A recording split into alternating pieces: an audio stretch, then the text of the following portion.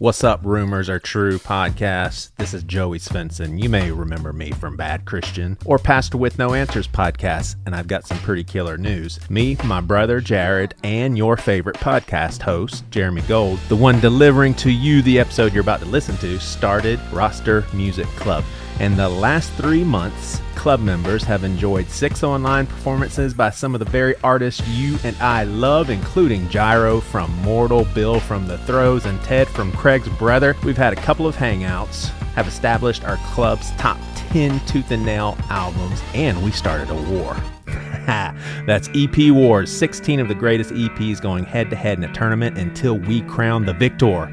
We've been supplying curated playlists. There's a private podcast feed with extra content, and videos of everything that's ever happened in the club is yours when you join. In upcoming months, we're doing a deep dive on all things Radiohead, and as I speak, 3 musicians are listening to the club's top 10 tooth and nail releases, albums we've enjoyed for 30 years. These artists that I rounded up, they're listening to these albums for the very first time, and I can't wait to hear how they react. The Starflyer 59 Silver, Living Sacrifice Reborn, Life in General by MXPX. Hearing these albums for the first time. So we're going to talk to them for a live event, and it'll be released on the Roster Music podcast that you should be listening to if you like this podcast. Hey, the club is free to try for a month, then $10 a month from there on out. And I'll tell you this, not a club member has left since joining, so it's worth every penny. Support the club and this show by joining with this code.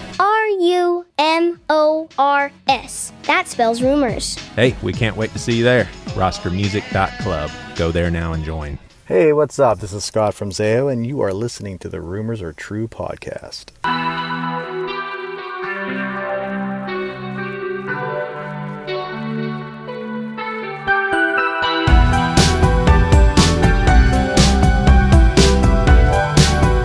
Welcome, this is Jeremy Allen Gould, and I'm coming to you today to confirm between God and of man that the rumors you have all heard are true.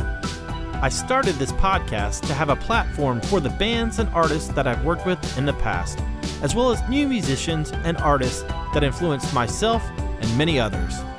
The Rumors Are True podcast is an opportunity for the artists to tell their story their way. I'm still in the business of confirming rumors. I still love a good conversation, and I still freaking love music. So thanks again for joining me on this journey, and I hope you like what you hear. With that said, the rumors are definitely true.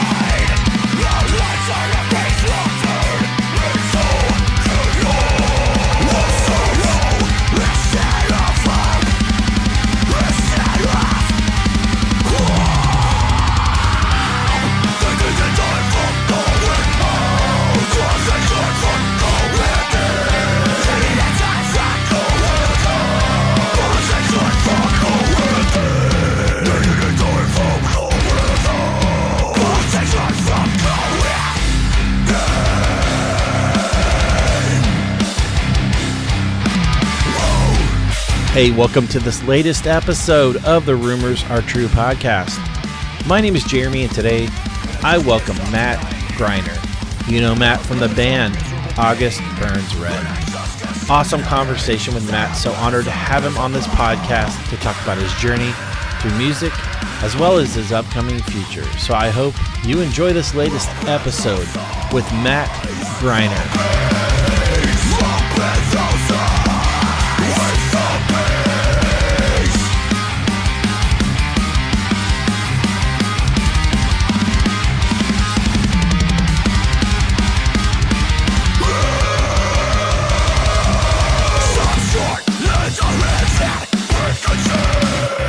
Matt, what is up, my friend? Thank you so much for coming on the podcast. Thank you so much for having me. This is a long time coming. Absolutely. I've had this on my reminders and calendars for like months. We had a kid. We had another tour. Dude. We had an album. We had CBR. Life I'm happens. sorry, and thank you for being persistent. Absolutely, man. I've been looking forward to this conversation, and I really appreciate you taking time. I know you're busy. And, with family and everything going on. So just really appreciate you hanging out with me for a little bit. Of course. So, cool, man. What's new in your world? Tell me what's going on in your world currently. Well, my wife and I just had a boy. Wow. Congrats. Actually, 2 weeks ago tomorrow. His name's James. Aww. So we have a little girl named Eleanor. She's 2.5. And James came into our world, and it just like completely surprised us. We didn't know what we were having. So we waited until we had him, and then it's like, oh my gosh, we just defeated the odds in the Greiner family. Wow. Because like 70% of the grandkids are boys. Wow. Yeah. And I was just thinking, yeah, we're going to have, 70% are girls. So I was just thinking we're going to have a girl. Yeah. We had a boy. And so life has been, wonderful, and also, as you'd expect, broken nights, broken up sleep. We had like a 12-inch snow that moved in, and so I've been snow plowing this week, teaching drum lessons, and just enjoying time at home with my family. Heck yeah, dude. Are you expecting a little drummer boy? It's funny. We have a photo shoot on Sunday. We have someone coming in, and what we did with Eleanor was I took off the reso head on my kick drum, and we put her inside the kick drum, much like my parents did for me. I don't know if this is a thing or not, but it might have just been my mom. She would put each of us in the dryer and take a picture, and it was like this cute, here's my newborn, and that just stuck with me just because it's so. Yeah, so unique. I'm like, let's do that same thing, but inside of one of my kick drums, man. That's awesome. That's amazing. Drum. So I plan on doing that with him, and maybe when he's 10, he's like, that's cool. Yeah, that you play drums, or maybe he's like, I'm not interested. Let's play football. Hey, you never know. You never know. Cool. Yeah, man, that's awesome. My kids, they got to a point where the older they got, they're kind of into music now. They weren't when they were younger. So I totally get it. Sometimes it takes time, but do your kids like what you do for work and what you did for work? Like, do they listen and think, man, you booked Zaya? Yeah. Like, tell me about Zaya. They did at one point. I think they're kind of embarrassed of me somewhat because, sometimes you're just embarrassed of your parents. But right. Yeah, overall, I think the older they get, I think they're like, oh, he's probably not as bad as I thought. Who knows? But sure. We just did bath time right before this, which is why I was like 4 minutes late. And bath time for Eleanor is not fun. Oh, I bet. I believe it. I believe it. Like it is. It's sort of a game. We have to figure out how to do it without her losing her mind. Like, what can we try this time? Totally can relate. It's been a while, but yeah, I can relate to that for sure. Yeah. So I'm not her favorite person in that moment either. but then 6 seconds later, she's like, "Daddy, let's play." Yeah, okay. That's cool. That's awesome. Well, Matt, let's talk about some growing up for you, man. Some influences, some bands, some records. Maybe that kind of pushed you in the direction that you've went in. Absolutely. I mean, no better person to talk to than you about this, because you booked us at a skate park 20 years ago. We were just talking about this. I cannot believe it's been 20 years. Yeah. And was that in Kansas? Yes, Wichita, Kansas. My gosh, dude. This is a very important show. So I'm not even sure if you know this. We played that show at that skate park. The tour was Demon Hunter, Zayo. It was just you and Zayo. Was Demon Hunter on that show? No, it was just you and Zayo. It was an off date, I think. Yeah. Okay. Yeah. So the tour was Demon Hunter, Zayo, us, Becoming the Archetype, Spoken. not in that order. Spoken was after us. Yeah. So the underbill was Becoming the Archetype, us, Spoken, Zayo, Demon Hunter. It was awesome. It was our first like solid state tour. Yeah. And we feel really fortunate to have been on solid state because we, for a lot of reasons, but we got on really great tours, amazing tours like that one. So we played this skate park. Back then we weren't using in-ear monitors, which meant I guess we were wearing earplugs. And I think I was playing along to a click with, I might have been the only one on in-ears, but everyone else was just wearing earplugs. So I would keep tempo. Oftentimes you couldn't hear what was going on. Sure. I mean, most times. If you had monitors on stage, you felt good about it, even if they didn't sound the best and the guy didn't really know what he was doing. Well, that show, there was a guy named Nathan or Tissue. Oh, I know Tissue, yes. And Tissue was doing sound. He at least was in control of the monitors. He came on tour with you guys. Yep. And the whole relationship started there. That's nuts. With a piece of paper that I kept in my wallet, his name and his phone number. Dude, how did you make the monitors sound like that? They sounded so good. And my kick drum, I could hear my kick drum so well. It wasn't boomy. It was clicky. You know what you're doing. Can I have your phone number? Yeah, of course. Write it down, because at the time, I think cell phones were what they were. It's easier to just write it down on a piece of paper. Put it in my wallet. Maybe a couple years, 2 years later, we're talking and we're like, man, we should get a sound guy. That's our next investment. I know somebody. Do you remember that guy that mixed our monitors in Kansas? Yep. Called him up. Hey, are you interested? Yeah. How much money do you need to do this? I don't know. How's $100 a week? Wow. Done. Unbelievable. $100 a week. And you know what? That guy was a blast, and man, was he good. And he climbed and climbed and climbed. He was working with the Day to Remember. Oh, crazy. He was working with the Ghost Inside. Wild.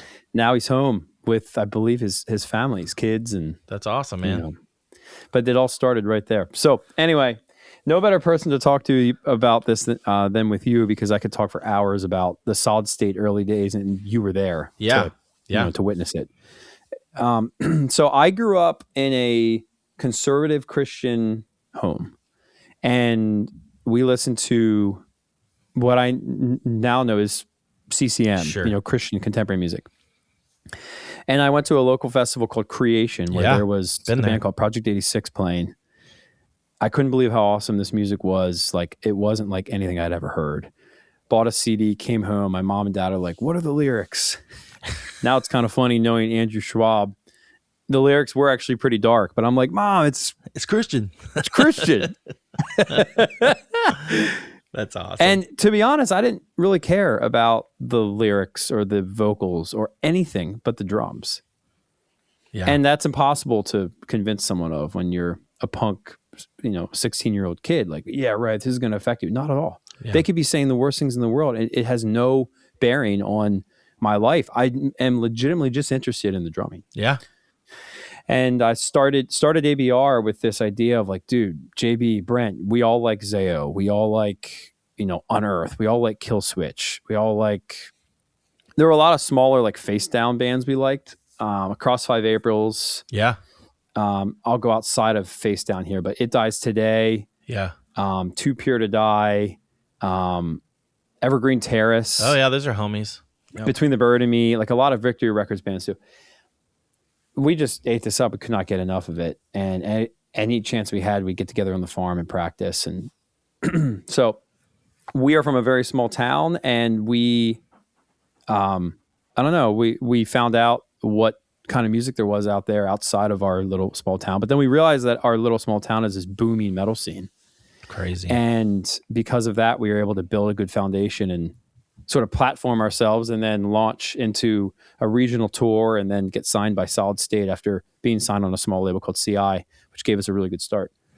And then we started touring with the bands that we were listening to. Yeah. Sinai Beach, Nodes of Ranvier, Evergreen Terrace, As Lay Dying. What was that like, touring with those bands? It's crazy. Like, we were kids. We're playing with Bury Your Dad on our first tour. Scars of Tomorrow, Bury Your Dead, Terror. It's And wild. here's little ABR like pretending like we belong. but at the same time, we had this new album, Thrill Seeker, that we so good. we're proud of and that people really liked. And it's like, okay, we can open up this tour package, and people liked us. We kind of fit in with the other. I mean, I was the person that didn't fit in for sure. The homeschooled, sheltered farm boy. Like JB Brent, the other guys, like they went to public school at least. Like they knew how to Navigate. I don't know, like get along with navigate everybody. around people and stuff. And for me, yeah. I'm just like trying to take it all in. I can't believe this. That's drums, incredible. drums. For me, it was just all about the kit. That's so sick, dude. Yeah, man. I'm sure signing with Solid State at the time was obviously was that kind of the goal, and was that like kind of the if we get to sign to this label, we're good to go. Was that kind of the mindset? Yeah. Solid State was the one. In fact, I remember kicking stones around on my farm with Jordan, who I started the band with. He played bass. And we're like, dude, can you imagine, like, what if our band gets signed to Solid State? Because That's at the time, nuts. do you remember how Solid State had everybody that was like Under Oath? Yep. Extol Yep. was a really big, reason I wanted to play the kind of music we play, like the kind of drumming that I do is very, very inspired by David Husvik from Extol. Yeah. But getting signed by them was funny. We were on CI Records the years 2004, and we get an email from Jonathan Dunn Oh wow. and Solid State Records, and he's like, "Hey, we're interested in you guys. I'm interested in signing you guys." We're like, "There's no way this is a real email." And so we replied, and he's like, "If you guys are interested in getting signed, would you guys be willing to, get to Seattle, play a show?" Wow. We're like, "We're in Pennsylvania." Yeah. And I remember sitting there thinking about it, talking about it. We're like, "Yep, That's we'll do it." incredible. And we emailed him back. We said, "We're in. What are the details?" And he replied. He said, "Cool, let's get you signed. Wow. You're committed to this. To say you're going to drive 3,000 miles. Don't bother. You're good. Wow. I'll send you the contract." Like, Unbelievable. amazing little test to see. Absolutely, man. And I mean, that's insane to be honest with you, just hearing that. But it's amazing at the same time. You guys have had a prolific, catalog. Kind of, you bring me through 3 of your favorite songs and 3 of your favorite records. I know you have so many. I know they're all like children. I know it's probably difficult. That's great. Okay. We'll start with albums. So Thrill Seeker, Messengers, and Constellations are going to be my top 3. Yeah. And I will say it's mostly because I'm a very nostalgic person, and that time of my life is like nothing else I've ever experienced. Yeah. It was a dream come true. I'd always wanted to do this ever since I figured out I could play drums, which was only like 2 years. It happened so fast. Oh my Jeremy. gosh. You go from like, I bought a drum set to now I'm in a band to now I'm in Franklin, Tennessee recording Thrill Seeker with Adam D. It didn't seem real. And so those albums, I had so much time to invest in my parts, and I was just exploding with ideas. And obviously when you're young, you're growing so fast. Like you're like a sponge. You just absorb everything. Yeah. My 3 favorite, I will say though, our new album, which we'll talk about, it's the first time in 5 albums since Leveler that I've been this excited That's awesome. about our new music coming out. And it's no judgment on producers, engineers, or the rest of my band. It's really just every one of us showed up in a way where we're more excited about it. That's amazing. That's exciting to hear. Mm-hmm. What are those songs? The 3 songs. Yeah. I would say Backburner, 30 and 7, and Provision. Wow. Those are great songs. That's amazing. Thank you very much. What about those in particular do you gravitate to? Yeah, it's a good question. It's a hard question to answer about your three favorite. But for me, it's more than just the drumming. Like Provision's a song I wrote about losing a ton of money in a Ponzi scheme. Have you ever lost a ton of money? I have not, but I know people who have. Dude, it's including you. Yeah, add me to the list. I invested $55,000 with a guy over the course of like a year, and I looked back and realized that he manipulated me into thinking that obviously we were friends and God is in control and we're both Christians and the whole thing. He went in and out of the church and stole $4 million. That is so crappy. Yeah. Wow. And so the song is about losing money, but really the middle of the song, the lyric says, "I am just as much the problem as the man behind bars. He did with his business what I do in my heart." Wow. Which is to say, we all sin. Yep. Some sin has harsher consequences immediately in this life. But as a Christian, I believe that, the way I treat my wife when I'm stressed out is just as consequential ultimately as what this guy did. Absolutely. Stealing $4 million. Wow. Well, that's awesome. Grace. That song meaning's pretty important to me. Backburner is just a ripper. I remember writing the breakdowns for that in our little 4x8 trailer on a practice pad. Ding, ding, ding, ding, ding, ding, ding. Just there's so much wrapped up in that song that we were firing on all cylinders and just, I don't know, we just kind of knew it. Like, wow, these breakdowns are cool. Yeah. They're cool. And I don't mean that in a pretentious way. Like we all really were working together in a way that like you remember, wow, like, what if we do this? What if you put the snare here? What if we do a stop here? Make it off time, keep this tight, open this up, slow this down. Like it's just so cool. That's awesome. And then 30 and 7's the first song I did a drumming video for. We were recording with Jason Sukoff and Ron down in Sanford, Florida. And Ron's like, "Hey, I got some video stuff. Do you want to do some drum playthroughs?" I was like terrified. Still am, by the way, to do that kind of stuff. But we did it, and thank God, because like it was so cool it's so cool to look back and see me playing these drum parts on the kit. What kind of heads am I using? What kind of cymbals? That's awesome. And it was just this big moment, like for me individually as a drummer, to show off like the parts in a video format before YouTube was really anything. Yeah, man, that's really cool. I love hearing that. I've actually never watched one, but I'm interested in watching that because I'm not a musician, so for me it's a different aspect. But it is interesting to see what are you doing behind the kit, just kind of all over the place. So that's cool. Right. I love that, man. That's cool. Those are good answers, man. I appreciate that. Of course. Hey, this is Jeremy with the Rumors Are True podcast. Are you looking to spice up your meals with something real? Introducing Voyager Hot Sauce. Born in Seattle, rooted in the heart of Jalisco, Mexico, and built on community, quality, and excellence. Crafted in fresh small batches with agave nectar for the perfect sweet heat. Voyager is more than just a hot sauce. It's a symbol of gathering, authentic connection, and flavor that brings people together. Whether it's tacos, eggs, pizza, or cocktails, Voyager goes on everything.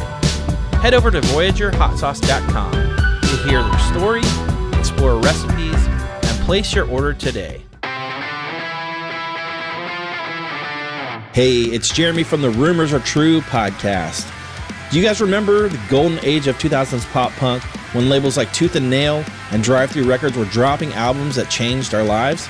Blasting bands like Reliant K, MXPX, Yellowcard, and Newfound Glory on the way to youth group? If you still love that sound and are looking for bands that are carrying it forward today, you're definitely not alone. That's where Small Step Records comes in. Small Step Records supports active, faith-based bands playing pop punk, skate punk, and even emo. And a unique element to the label is that Small Step Records is a registered 501c3 nonprofit, which means every dollar goes right back into supporting the artists. Bands keep their rights to their music and partner with the label to help with promotion, networking, and physical media like CDs. Want to stay plugged in? Follow Small Step Records on Instagram for new music for their artists, or visit their website at smallstepsrecords.com to explore the roster and the web store. And for listeners like you get to use the discount code Rumors Are True for 20% off anything in the web store now through the entire year of 2026. Here's a clip of one of the artists. This is Cold Streets and their latest song, Over and Over. I'm sick of riding up this roller coaster. You think we're right, getting closer. You said when it was easier, so now it takes all your effort. Starting all again. You can follow what you think you know. You can fly on broken wings. Over and over. Was I born into despair? Over and over again. Over and over. Case I'm done and never said. Over and over. Will it ever stop? Touring over the years, man, you guys have done a ton of it. Starting back in the day. What are some of the highlights for you? In the past 20 plus years? Yeah.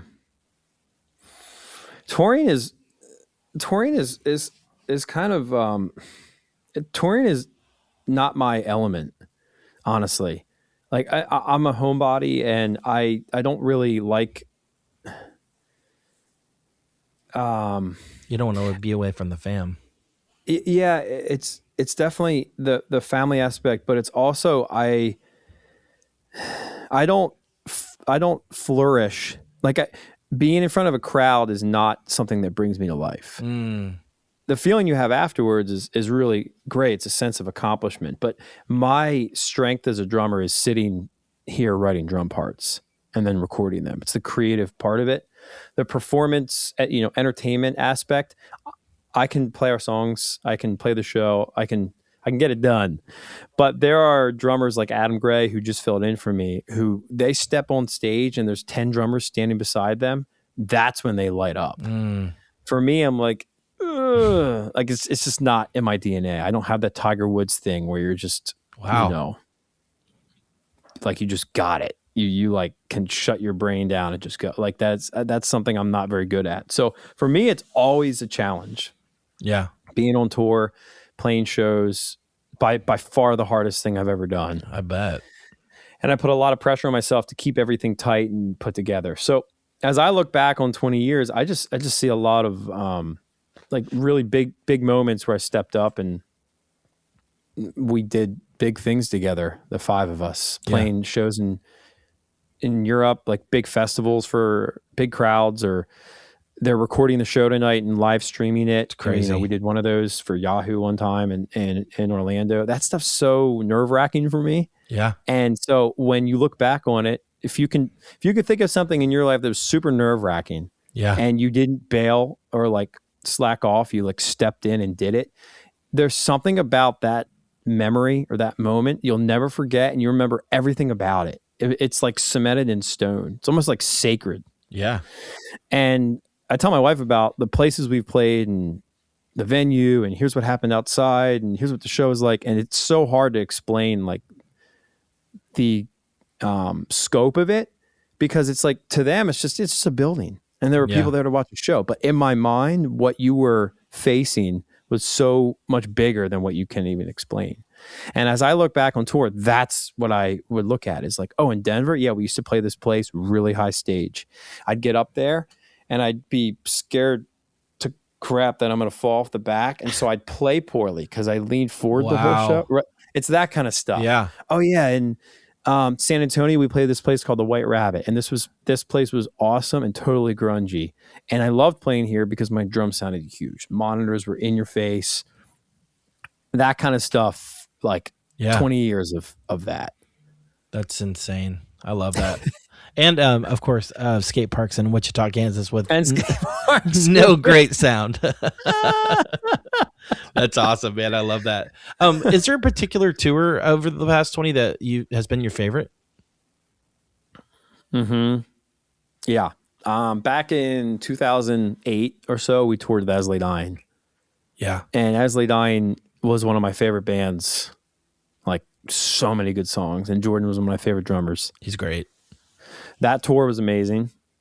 Did a couple tours with them. One was with Evergreen Terrace. That was really fun. I loved our tour with Bring Me the Horizon in Europe in 2010. I believe it was Bring Me and A Day to Remember, which is just It's bonkers. insane. Any tour of The Day to Remember is my favorite tour. I love those guys. I love their music. Yeah. And I would say,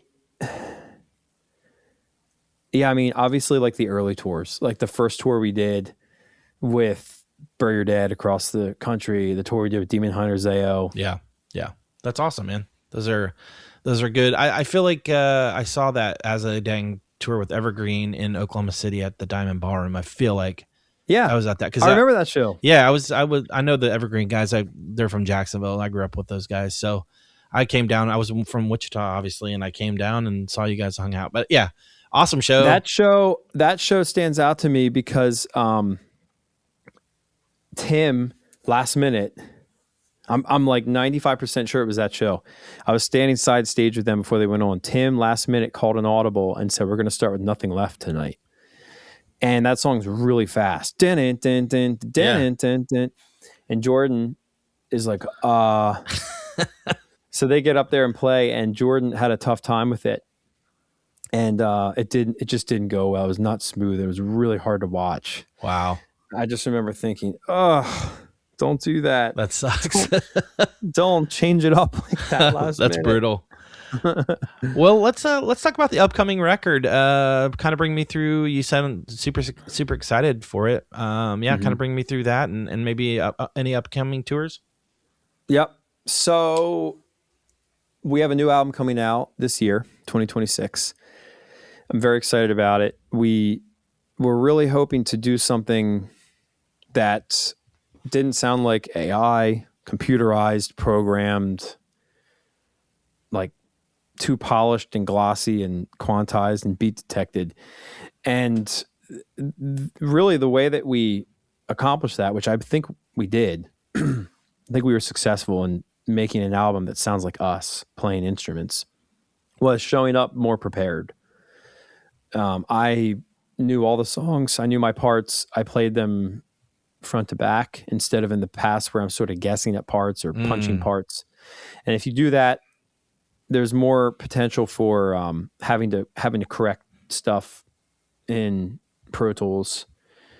So the more that you can show up prepared, the more the album will sound like you playing your instrument. And I really think we accomplished that.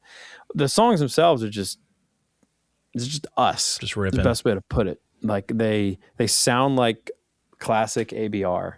I think it's the heaviest album we've done in 5 albums. Wow. I love the songs. I love all the songs. I know the songs, and I know that might sound ridiculous. What do you mean you know the songs? Don't you know that? I don't remember all the songs after we're done recording them, for every album. Yeah. For this one, it's like, oh yeah, song 3, yep, it goes like this. Song 2, yep. Song 1, yep. Song 9 starts at, like, I have them internalized, and I think they're really catchy and they stick with me. That's cool, man. Well, do you have a name for the record? Has it been announced yet, or?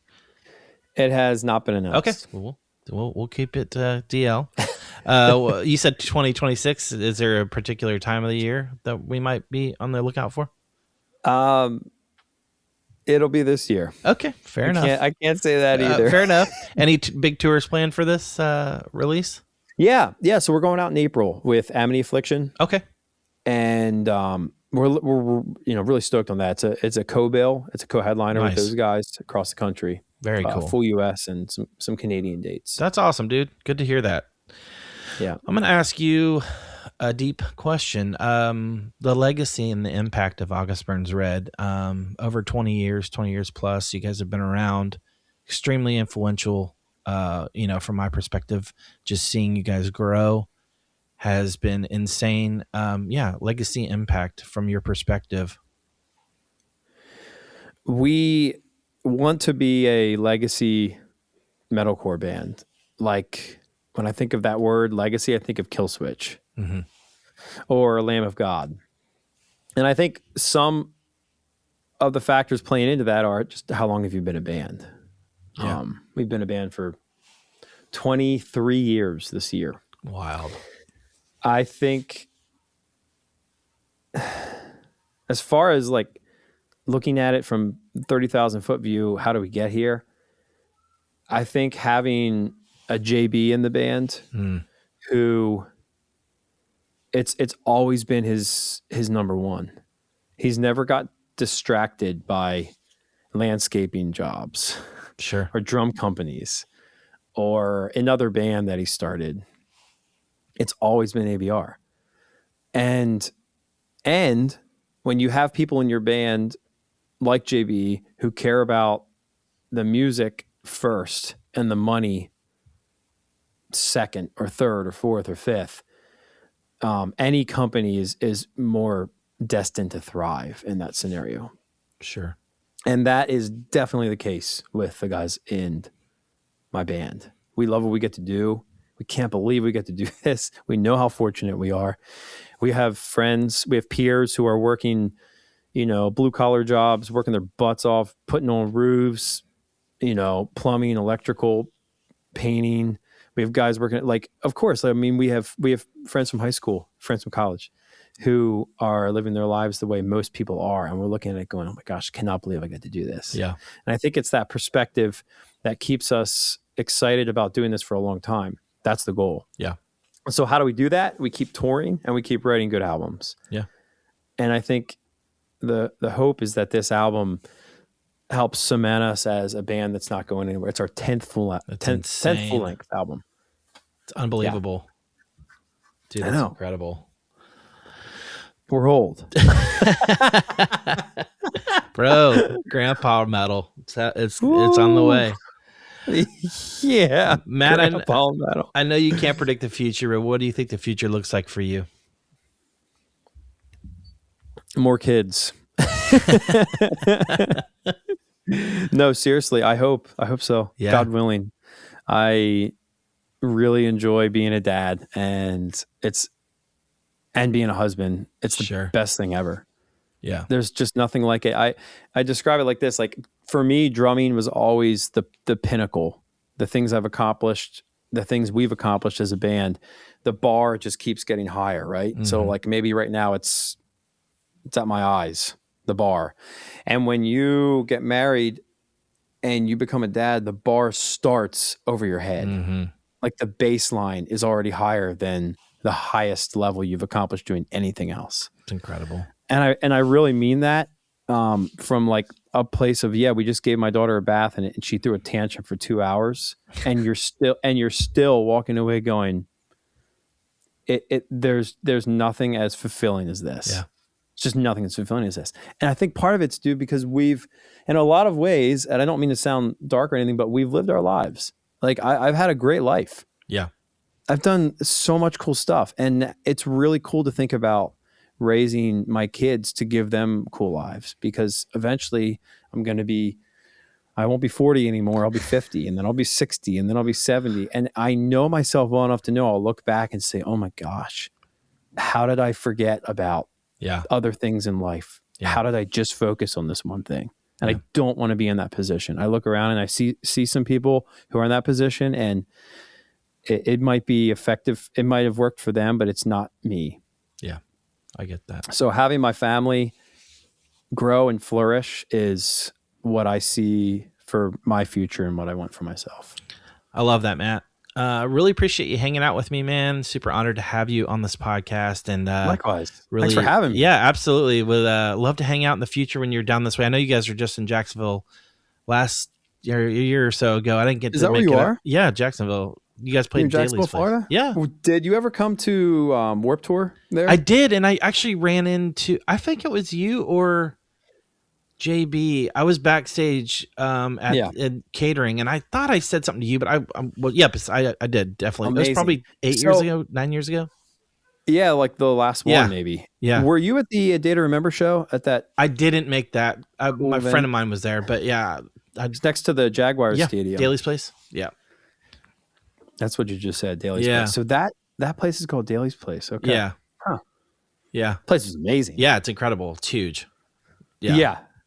I saw I woke up on the bus nervous that morning, like, oh my Yeah, it's gosh, there's big. going to be 5,000 people here tonight. I saw Tears for Fears there. It's legit. Wow. It's awesome.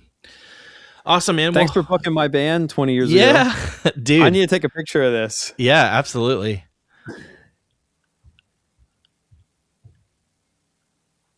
That's amazing, dude. Tell the guys I said hello. I think Jake might remember me. JB might remember me as well. Just tell you the Wichita show and but anyway, dude, really honored to have you Touch, on. man. Yeah, I'm really glad we got to do this. Absolutely. Thank you for being persistent and working with me. It's a crazy time in my life right now. Yeah, man. I apologize.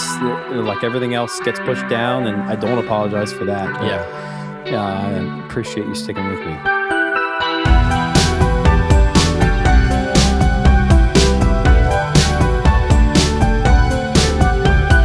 Hey, thank you, listener, for tuning in again and again. I really appreciate it, guys. Super honored to have you on this journey with me, so thank you again for that. If you'd like to add me on Instagram and Facebook at The Rumors Are True Cast. If you'd like to like and subscribe, you know the drill. If you'd like to leave a review as well, feel free. Thank you again for listening week in and week out. Thank you to Matt Greiner. Awesome conversation. Thank you so much for hanging out with me for a bit and tell me about your journey. So thank you again to Matt Greiner. Got some incredible artists on the horizon, guys, and you know it, nostalgia is still a heck of a drug.